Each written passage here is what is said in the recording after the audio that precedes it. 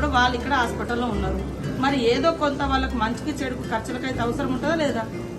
అది ఇస్తే డైవర్ట్ ఎట్లా అవుతుంది?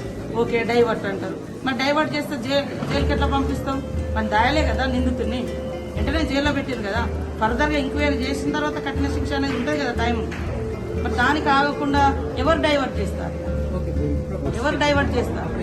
ఎవరు డైవర్ట్ చేస్తారో వాళ్ళని అడగాలి. బాధితురాళ్ళు ఆమె సర్జరీ జరుగుతుంది, ఏది ఫేస్ ఏదైతే ఉందో సర్జరీ జరుగుతుంది కాబట్టి ఇప్పుడు మేము కూడా పరామర్శించలేకపోతున్నాం. నేను వచ్చినా పరామర్శించినాం, ఏం జరిగిందో మొత్తం కొత్త ఆమె చెప్తుంటే మాకు కూడా ఆ లాంగ్వేజ్ అర్థం కాకుండా వాళ్ళ కొడుకు ద్వారానే మేము తెలుగులో మళ్ళీ ట్రాన్స్లేషన్ చేసుకొని విన్నాం. కానీ ఇక్కడ డైవర్ట్ చేయాల్సిన అవసరం ఎవరికి లేదు. ఖచ్చితంగా దోషులు ఎంతటి వారైనా శిక్షించడం మా బాధ్యత. ఆ బిడ్డలుగా కూడా మాకు కూడా ఇంకా ఎక్కువ బాధ్యత. ఆడబిడ్డగా, ఆదివాసీ బిడ్డగా కూడా ఆ ఆడబిడ్డకు జరిగిన అన్యాయం పట్ల మేము వెంటనే రెస్పాండ్ అయినాము. డైవర్ట్ చేసి కమ్యూనల్గా మార్చాలనే కుట్రలు వేరే చేస్తున్నారు. అది ఎవరు చేస్తున్నారు, దాన్ని ఎవరు ప్రోత్సహిస్తున్నారు అనేది సమాజం ఆలోచిస్తుంది.